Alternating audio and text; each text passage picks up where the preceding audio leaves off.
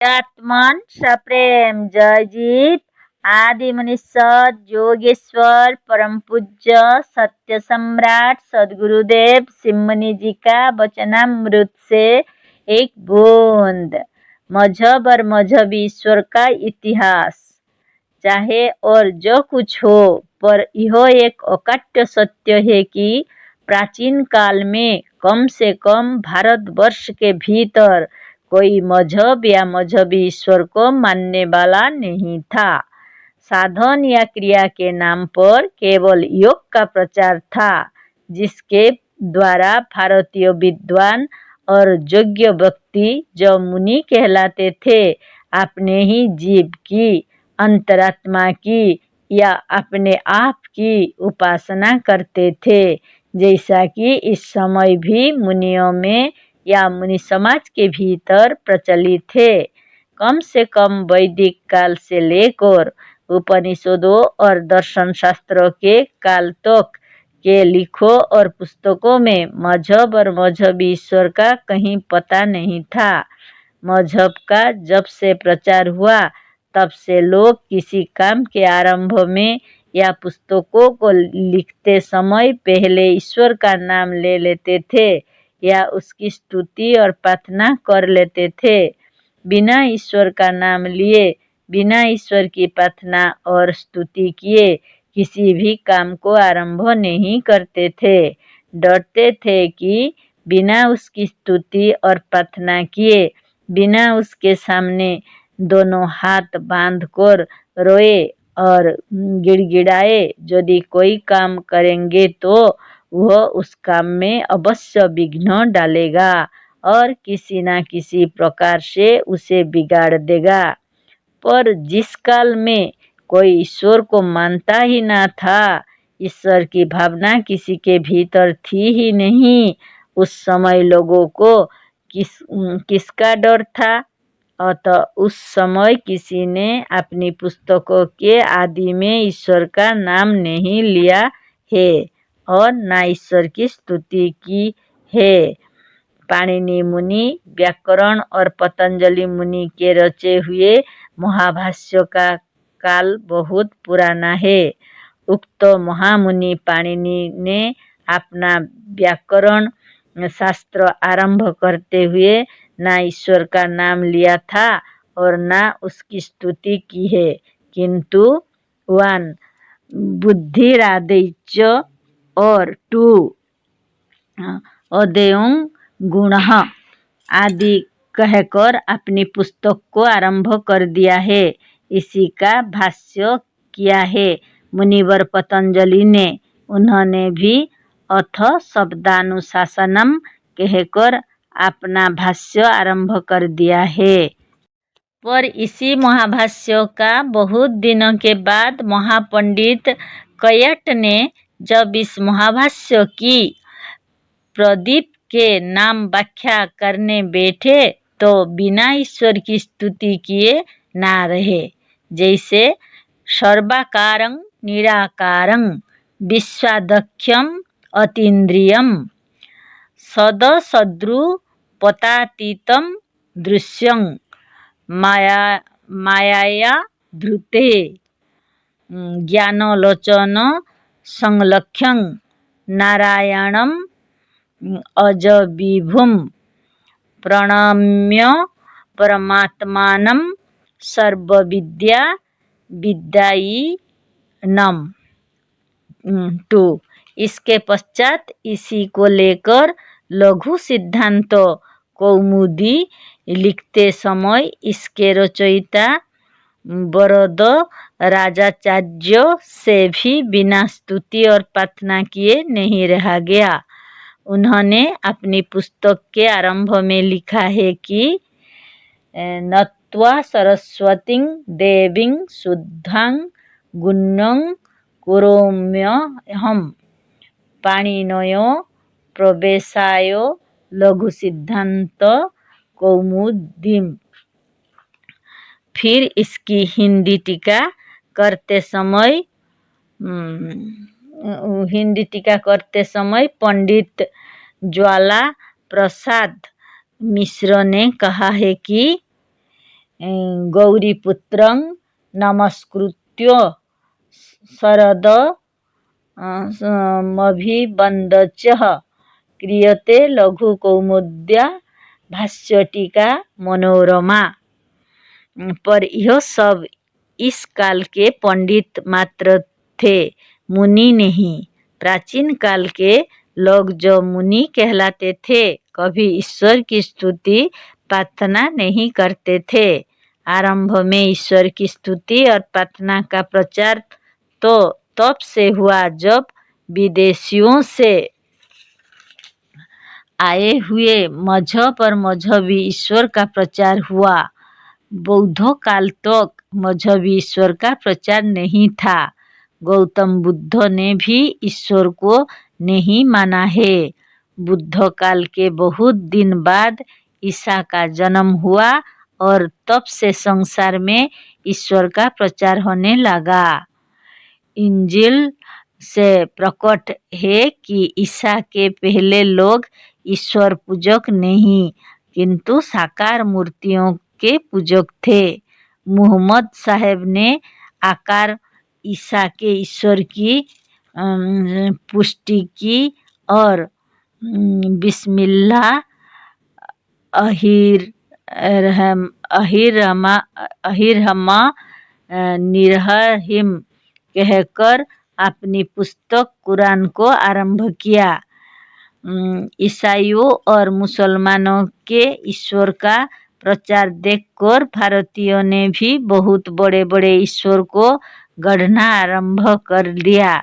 किसी के 4 मुख माने गए, किसी के 5, किसी के 3, किसी के 8 हाथ, किसी के 4 हाथ इत्यादि देकर ईश्वर को अजायब घोरों में रखने लायक बना डाला और इन्हीं ईश्वर को मानने, इनकी स्तुति और पूजा करने को, संध्या और नमाज पढ़ने को धर्म बताने लगे और कहा है कि इनको मानना, इनकी पूजा और नमाज पढ़ना धर्म है और जो यह नहीं करता वह काफिर और नास्तिक है। पर मनु महाराज तक या उस काल तक नास्तिक वह कहलाता था जो वेद को नहीं मानता था। मनु महाराज तक या उस काल तक नास्तिक वह कहलाता था जो वेद को नहीं मानता था। जैसे जो एवं अन्य तते मूले हेतु शास्त्र श्रयाद्विजः स साधुर्भि बहिष्कार्यो नास्तिको वेदनिंदकः। मनु 2:11। भावार्थ, जो प्रमाण और युक्ति की प्रतिष्ठा करने वाले, न्याय शास्त्रों को मानने वाले, स्वतंत्र विचार के ब्राह्मणों या द्विजों का अपमान करता है, वह वेद अर्थात सद्ज्ञान का निंदक नास्तिक है।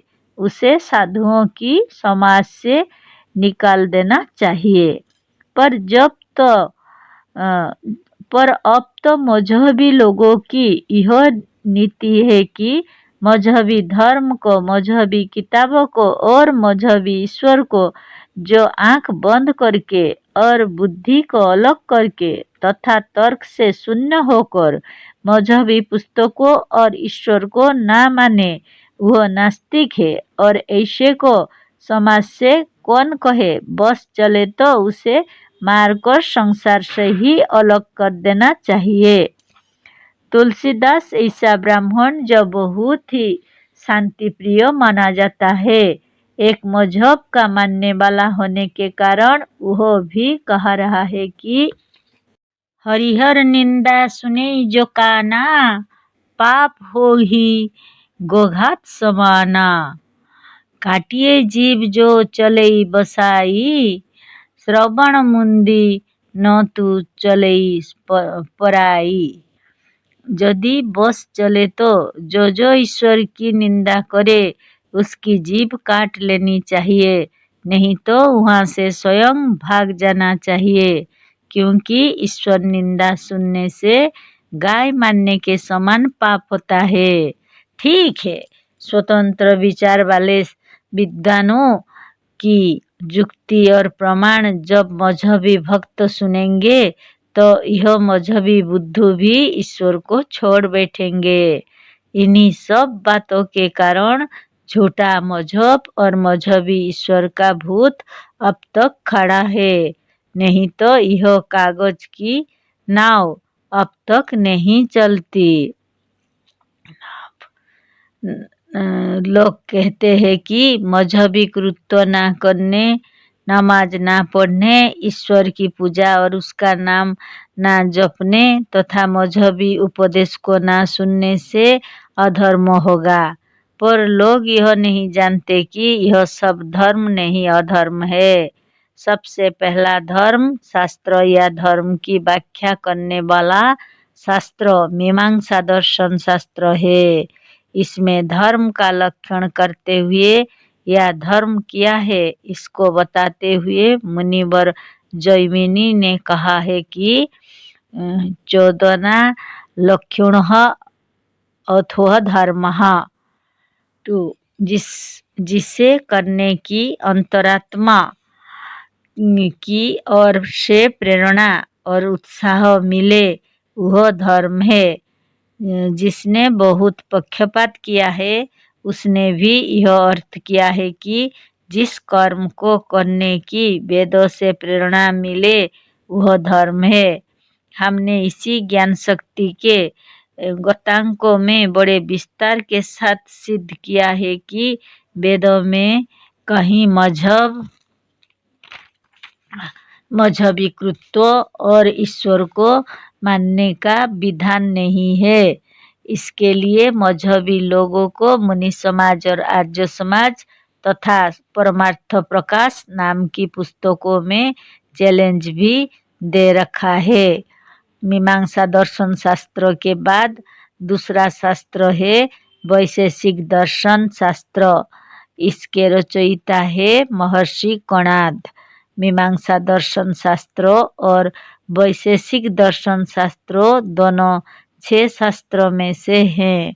वैशेषिक दर्शन शास्त्र के रचयिता कणाद मुनि ने धर्म के विषय में कहा है कि जतः अभ्युदयानि श्रेयस सिद्धि स धर्मः। जिस कर्तव्य कर्म से अपनी अर्थात अपने आत्मा और शरीर की उन्नति हो और सब प्रकार के बंधन से छूटकर सच्ची मुक्ति को प्राप्त कर सके वह धर्म है।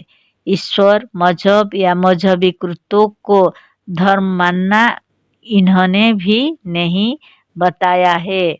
यह बताओगे क्या? इन्होंने भी अपने इस शास्त्रों को आरंभ करते समय ईश्वर का नाम तक नहीं लिया है और ना ईश्वर की स्तुति की है, किंतु अथा तो धर्म व्याख्यासम 1 कहकर अपनी पुस्तक को आरंभ कर दिया है। मीमांसा दर्शन शास्त्रों को बनाने वाले जैमिनी ने भी अथा तो धर्म जिज्ञासा 1 यह कहकर अपनी पुस्तक का आरंभ कर दिया है। व्यास मुनि ने भी अथा तो ब्रह्म जिज्ञासा कहकर अपनी पुस्तक को आरंभ कर दिया।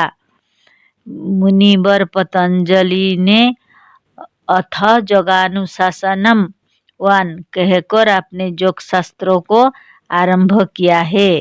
वेदों के भी पहले मंत्रों का ज्ञान शक्ति में लिख करके और उसके अर्थों का विस्तार के साथ लिख कर यह सिद्ध कर चुके हैं कि वेदों में भी ईश्वर के नाम से वेद मंत्रों को आरंभ नहीं किया गया है। हाँ, इन शास्त्रों के और वेदों के टीकाकारों ने अलबत्ता ईश्वर का नाम लेकर और उसकी स्तुति करके अपनी टीका या भाष्य का आरंभ किया है। यह ऐसी बात नहीं जिसे जो ही छोड़ दिया जाए। क्या कारण है कि प्राचीन काल के मुनियों ने ईश्वर का नाम तक नहीं लिया है? बात यह है कि प्राचीन काल के मुनि ऋषि ईश्वर की नहीं किंतु योग द्वारा अपनी ही आत्मा की उपासना करते थे, जिसे आज भी मुनियों को मुनि समाज में बताया और सिखाया जाता है। एक बात अच्छी है कि इन टीकाकारों और भाष्यकारों ने अपने नाम के सामने मुनि नहीं लिखा है, क्योंकि मुनि ऐसा नहीं करते थे। हाँ, बहुत दिन बाद इन मजहबी लोगों ने तो अपने अपने मजहब के पुराणों को व्यास मुनि के नाम से लिखना आरंभ किया और उनमें खूब मजहबी ईश्वर का गुण गाया, जो बिल्कुल झूठ है। यह साफ प्रकट है शिव पुराण में। उसी व्यास मुनि ने सबको सब देवताओं को और विष्णु को भी शिव का दास बनाया है।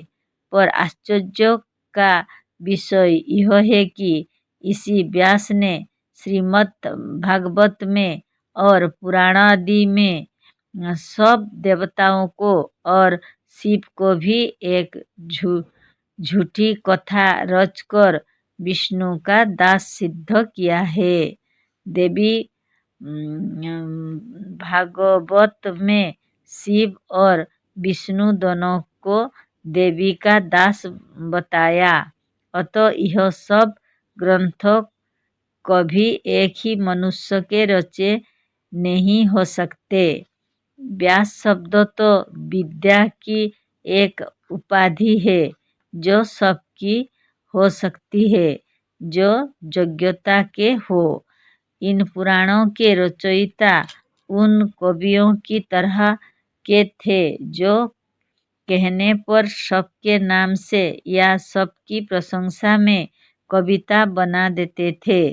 ये कवि आजकल के वकीलों की तरह के थे जो मेहनताना पाने पर सबकी ओर से बहस कर देते हैं, चाहे वो चोर हो या साधु। इन सब बातों पर खूब गहराई के साथ विचार करना चाहिए और विचार करके इन मजहबी जंजालों को छोड़कर आत्मोपासना करने के लिए हमारे पास आकर और सच्चे योग की शिक्षा प्राप्त कर सच्ची मुक्ति को पाने के लिए यत्नवान होना चाहिए। जय जीव।